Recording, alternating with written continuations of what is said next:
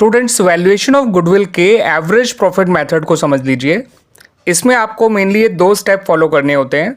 सबसे पहले आपको निकालना होता है एवरेज प्रॉफिट, और एवरेज प्रॉफिट निकालने के लिए आपको total adjusted profit of given years को डिवाइड करना होता है नंबर ऑफ गिवन ईयर्स से। ये एडजस्टेड प्रॉफिट कैसे निकाला जाता है वो आपको बताऊंगा स्टूडेंट्स। अभी आप इतना ध्यान रखिए कि एवरेज प्रॉफिट निकालने के लिए total adjusted profit of given years divide by number of given years. यानी अगर आपको 4 साल का एवरेज प्रॉफिट निकालना है तो चारों साल के एडजस्टेड प्रॉफिट को आपको जोड़ लेना है और 4 से डिवाइड कर लेना है। फिर दूसरे स्टेप में आपको निकालनी है गुडविल। जो भी आपका एवरेज प्रॉफिट निकल कर आया है उसको नंबर ऑफ ईयर्स परचेज से मल्टीप्लाई कर दीजिएगा।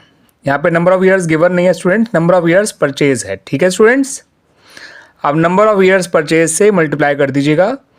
ये आपको क्वेश्चन में गिवन होगा। ठीक है students, number of years purchase का मतलब होता है कि कितने साल तक जो है एक business same amount of profit earn कर सकता है without putting any extra efforts because of change in the ownership.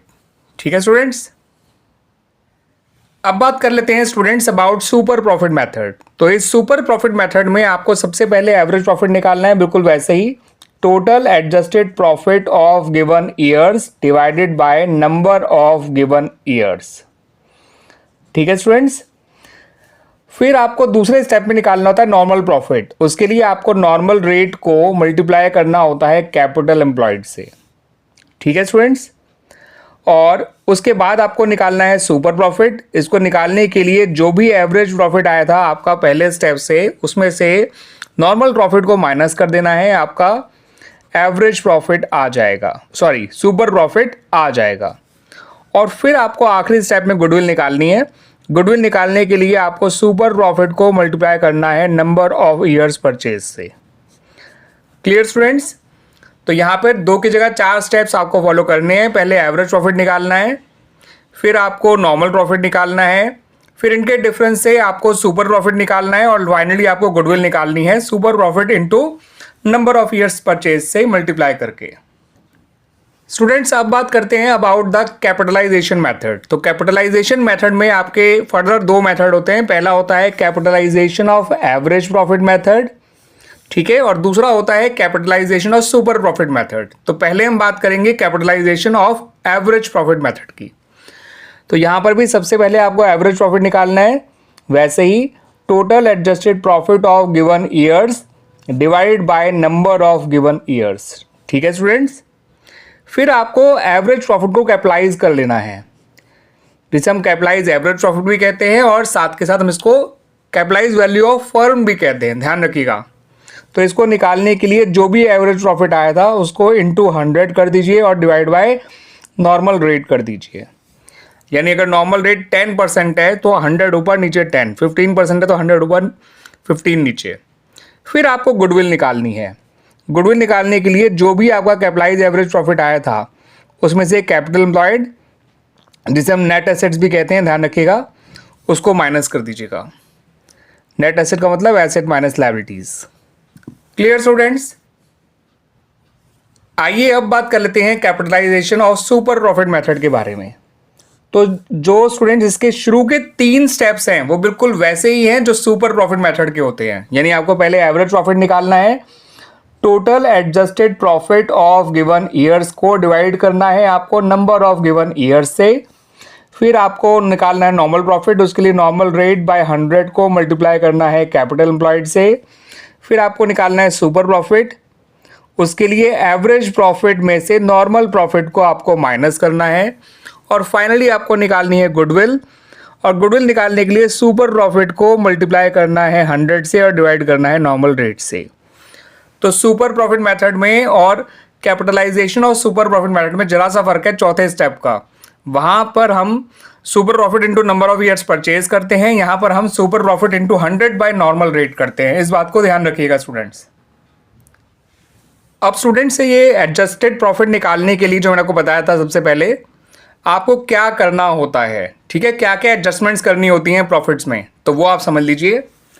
अगर आपको क्वेश्चन में किसी भी ईयर में कोई एबनॉर्मल गेन दे रखा है तो उसको आप जो है माइनस कर देंगे, जैसे gain on sale of land या gain on sale of machinery, ठीक है, gain on sale of asset, या कोई नॉन ऑपरेटिंग इनकम है तो उसको भी उस ईयर के प्रॉफिट में से माइनस कर देंगे, जैसे rent receive, interest receive, dividend receive, ये सब चीज़ें। अगर कोई एबनॉर्मल लॉस है तो उसे प्लस कर दीजिएगा, जैसे कि लॉस बाय फायर है, लॉस बाय थेफ्ट, और कोई नॉन ऑपरेटिंग एक्सपेंस है जैसे इंटरेस्ट ऑन लोन तो उसको भी आप प्लस कर दीजिएगा, या फिर वॉलंटरी रिटायरमेंट कंपनसेशन उसको भी आप प्लस कर दीजिएगा। अगले पॉइंट्स को ढंग से समझिएगा। अगर क्लोजिंग स्टॉक ओवर वैल्यूड है तो उसे माइनस करिएगा उस प्रॉफिट से, लेकिन ओपनिंग स्टॉक ओवर वैल्यूड है तो उसे प्लस करिएगा। अगर क्लोजिंग स्टॉक अंडर वैल्यूड है तो उसे प्लस करिएगा, लेकिन ओपनिंग स्टॉक अंडर वैल्यूड है तो उसे माइनस करिएगा। और याद रखिएगा, एक गिवन ईयर का क्लोजिंग स्टॉक उससे नेक्स्ट ईयर का ओपनिंग स्टॉक होता है, यानी जो 31 मार्च 2023 का जो क्लोजिंग स्टॉक है वो 1 अप्रैल 2024 के लिए ओपनिंग 1 अप्रैल 2023 के लिए 1 अप्रैल 2023 के लिए ओपनिंग स्टॉक हो जाएगा। फिर आप इस बात का भी ध्यान रखिएगा स्टूडेंट्स कि जो अगर पार्टनर्स को कोई रेम्यूनरेशन यानी कि सैलरी या कमीशन दिया जा रहा है तो उसको भी आपको माइनस करना है from the given years profit. और अगर हर साल दी जा रही है सेम अमाउंट ऑफ सैलरी तो आप एवरेज प्रॉफिट में से भी सैलरी या रेम्यूनरेशन को माइनस कर सकते हैं, या फिर हर साल में से भी कर दीजिए, एक ही बात है। अगला पॉइंट काफ़ी इंपॉर्टेंट है, इसको ढंग से समझिएगा स्टूडेंट्स। अगर किसी एसेट को गलती से पहले एक्सपेंस ट्रीट कर लिया गया था तो उसके अमाउंट को आपको उस ईयर के प्रॉफिट में ऐड करना है। फॉर एग्जांपल, मशीनरी की परचेज को गुड्स की परचेज ट्रीट कर लिया गया हो, ठीक है, या फिर एक्सटेंशन ऑफ मशीनरी को सिंपली रिपेयर्स के तौर पे काउंट कर लिया गया हो पहले, तो आपको उतना अमाउंट जो है उस ईयर के प्रॉफिट में ऐड करना है। मगर एसेट के अमाउंट को तो आप ऐड कर रहे हैं, मगर इस बात का ध्यान रखिएगा कि अगर उस एसेट पे आप डेप्रिसिएशन जो लगेगा वो आपको माइनस करना है, और वो उस गिवन ईयर में से भी करना है और आगे जाके सक्सेसिव ईयर्स में से भी करना है, ठीक है, as per straight line method और as per written down value method. वो देख लीजिएगा जैसा क्वेश्चन में कह रखा हो, और क्वेश्चन आगे रखा हो तो रिटर्न डाउन वैल्यू मेथड से फॉलो करिएगा। फॉर एग्जाम्पल, तीसरे साल की शुरुआत में 50,000 के जो एक्सटेंशन मशीनरी था उसको गलती से जो है रिपेयर में काउंट कर लिया था। अब उस पर डेप्रिसिएशन भी लगना है 20% पर annum according to written down value method. तो 50,000 तो आप तीसरे साल में ऐड करेंगे, मगर उसका 20% डेप्रिसिएशन जो 10,000 निकल के आएगा उसे माइनस करेंगे। और सपोज आपका चौथा साल भी है तो डेप्रिसिएशन को आप चौथे साल भी माइनस करेंगे, ठीक है, तीसरे साल और चौथे साल दोनों साल माइनस करेंगे। चौथे साल जो उसका डेप्रिसिएशन निकल कर आएगा वो 8,000 आएगा, बिकॉज 50,000 में से 10,000 तो पहले साल कम हो गए हैं, तो नेक्स्ट ईयर उसकी बुक वैल्यू जो है 40,000 थी, उसका 20% 8,000। हाँ, अगर स्ट्रेट लाइन मेथड होता तो दूसरे साल भी हम 10,000 ही माइनस करते, ठीक है स्टूडेंट्स। इस पॉइंट को काफ़ी ध्यान रखिएगा, ये पॉइंट आ सकता है।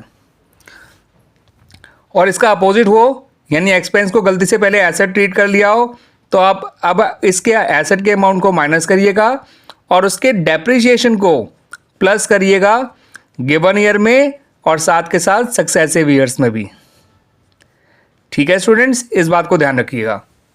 यहाँ पर एक बात और ध्यान रख लीजिएगा कि कोई भी एक्सपेंस अगर पहले डिडक्ट होना रह गया था, सब्ट्रैक्ट होना रह गया था फ्रॉम दैट ईयर्स प्रॉफिट, तो उसको अब माइनस कर दीजिएगा, ठीक है स्टूडेंट्स। इसके अलावा एक पॉइंट और हो सकता है, जैसे कि उन्होंने कहा एनुअल मैनेजमेंट कॉस्ट, ठीक है, तो या इस तरह की कॉस्ट जो अब पहले इनकर्ड नहीं होती थी लेकिन आगे हुआ करेगी, तो उसको भी आप या तो हर साल के प्रॉफिट में से माइनस कर दीजिएगा, या फिर जो है एक क्या कहते हैं एवरेज प्रॉफिट में से ही एक बार में माइनस कर दीजिएगा। क्लियर स्टूडेंट्स, इस बात को ध्यान रखिएगा। इन पॉइंट्स को फिर से एक बार और ढंग से समझ लीजिए। अगर किसी भी ईयर में एबनॉर्मल गेन या नॉन ऑपरेटिंग इनकम है तो आप उनको माइनस करेंगे from that years profit. Abnormal loss या नॉन ऑपरेटिंग एक्सपेंस है तो उसे प्लस करेंगे। क्लोजिंग स्टॉक का ओवर वैल्यूड होगा तो माइनस करेंगे, लेकिन ओपनिंग स्टॉक ओवर वैल्यूड है तो उसे प्लस करेंगे। क्लोजिंग स्टॉक अंडर वैल्यूड है तो प्लस करेंगे, लेकिन ओपनिंग स्टॉक का अंडर वैल्यूड माइनस करेंगे। अगर पार्टनर को सैलरी दी जानी है तो उसे माइनस करेंगे, या तो फ्रॉम गिवन ईयर प्रॉफिट या फिर एवरेज प्रॉफिट, ठीक है।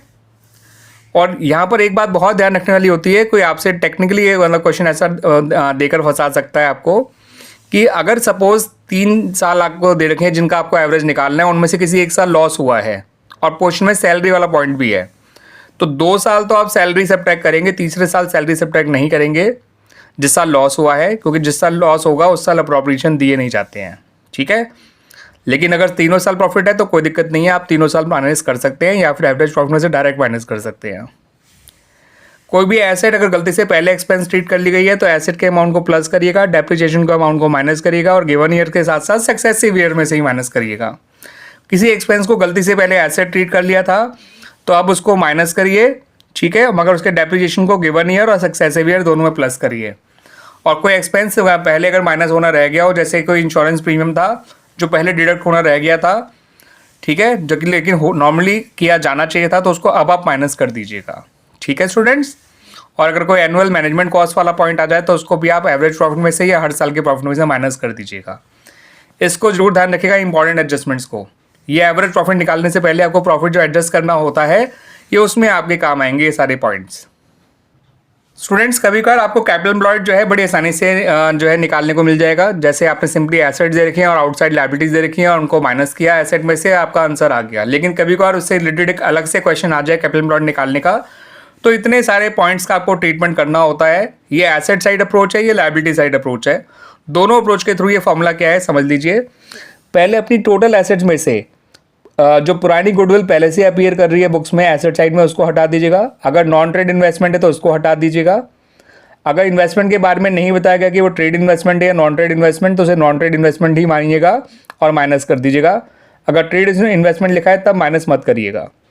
अगर कोई एक्यूमुलेटेड लॉस है यानी पीएनएल अकाउंट का डेबिट बैलेंस, उसको माइनस कर दीजिएगा। कोई डेफर्ड रेवेन्यू एक्सपेंडिचर यानी फिर कोई फिक्टिशियस एसेट, ठीक है स्टूडेंट्स, या फिर जिसका नाम मतलब मेनली हम कह सकते हैं एडवर्टाइजमेंट सस्पेंस, तो उसको भी माइनस कर दीजिएगा। इन चारों पॉइंट का ध्यान रखिएगा। पुरानी goodwill, non trade investment, accumulated losses और एडवर्टाइजमेंट सस्पेंस माइनस करे जाते हैं। उसके अलावा आउटसाइड लायबिलिटीज तो माइनस करते ही करते हैं, जैसे creditors, bill payable, outsiders loan, bank loan, ये सब वगैरह, ठीक है। क्लियर हो गया। उसके अलावा आपको जो है स्टूडेंट्स लायबिलिटी साइड अप्रोच के थ्रू कैसे निकालना है वो समझ दीजिए। आपको पार्टनर्स कैपिटल अकाउंट्स प्लस करने हैं, ठीक है। नॉर्मली वो बैलेंस क्रेडिट ही होते हैं, लेकिन अगर किसी का कैपिटल का बैलेंस डेबिट होगा तो माइनस कर दीजिएगा। अगर करंट अकाउंट बैलेंसेस दे रखे हैं तो क्रेडिट वाले बैलेंसेस तो ऐड हो जाएंगे, डेबिट वाला बैलेंस जो है वो सब्ट्रैक्ट हो जाएगा। अगर आपको क्वेश्चन में एक्यूमुलेटेड प्रॉफिट्स और रिजर्व दे रखे हैं तो उन्हें प्लस कर दीजिएगा, यानी कि पीएन का क्रेडिट बैलेंस या जनरल रिजर्व वगैरह, ठीक है। और एक्यूमुलेटेड लॉसेज हैं यानी कि पीएनएल का डेबिट बैलेंस, उसे माइनस करिएगा। पुरानी गुडविल माइनस करिएगा, नॉन ट्रेड इन्वेस्टमेंट माइनस करिएगा, एडवर्टाइजमेंट सस्पेंस माइनस करिएगा। ये चारों वही हैं जो वहाँ भी माइनस हुए थे, ठीक है स्टूडेंट्स। पर यहाँ आउटसाइड लायबिलिटी माइनस नहीं करनी होती है और ना ही एसेट्स को कंसिडर करना होता है। प्रॉफिट्स में क्रेडिट बैलेंसेस ऑफ प्रॉफिट जो है एक्यूमुलेटेड प्रॉफिट्स एंड रिजर्व वो प्लस करने हैं। डेबिट बैलेंस ऑफ यानी कि एक्यूमुलेटेड लॉसेज माइनस करने हैं, पुरानी गुडविल माइनस करनी है, नॉन ट्रेड इन्वेस्टमेंट माइनस करना है, एडवर्टाइजमेंट सस्पेंस को माइनस करना है, ठीक है स्टूडेंट्स। क्लियर हुआ इतना। Students weighted average profit method भी समझ लीजिए। वैसे इसके बारे में कम पूछा जाता है, लेकिन अगर पूछ लिया जाए तो आपको आना चाहिए। आपको कुछ ईयर्स दे रखे होंगे, सपोज 3 या 4 साल आपको दे रखे हैं। चारों साल के सपोज आपको एडजस्टेड प्रॉफिट दे रखे हैं, नहीं दे रखे तो आप एडजस्टेड प्रॉफिट निकालिएगा, जैसे मैंने बताया था आपको। सपोज पहले साल था 20,000, दूसरे साल था 30,000, तीसरे साल था 50,000 और चौथे साल था 60,000, ठीक है। माना उनकी रिस्पेक्टिव वेटेज 1, 2, 3, 4 है, उनको उनकी रिस्पेक्टिव वेटेज से मल्टीप्लाई कर दीजिएगा। ये आ जाएगा 20,000, ये आ जाएगा 60,000, ये आ जाएगा 1,50,000 और ये आ जाएगा 2,40,000। फिर इनको जोड़ लीजिएगा और साथ साथ इनको भी 80 और ये हो जाएगा 230, 530, 570, ठीक है स्टूडेंट्स। अब फिर वेटेड एवरेज प्रॉफिट निकालिएगा 570/10 करके, ये आ जाएगा 57,000। और फिर सपोज ये नंबर ऑफ ईयर्स परचेज 2 थे तो 57,000 इंटू 2 कर दीजिएगा, 1,14,000 गुडविल आ जाएगी। क्लियर स्टूडेंट्स, इतना क्लियर हुआ आपको ये? तो ये सब मेथड्स थे for calculate for the valuation of goodwill. उम्मीद करता हूँ कि आपको इन वेरी शॉर्ट ये सारे मेथड्स क्लियर हो गए होंगे और आपके इस एग्ज़ाम में आपको काफ़ी हेल्प भी करेंगे टू रिवाइज दिस चैप्टर।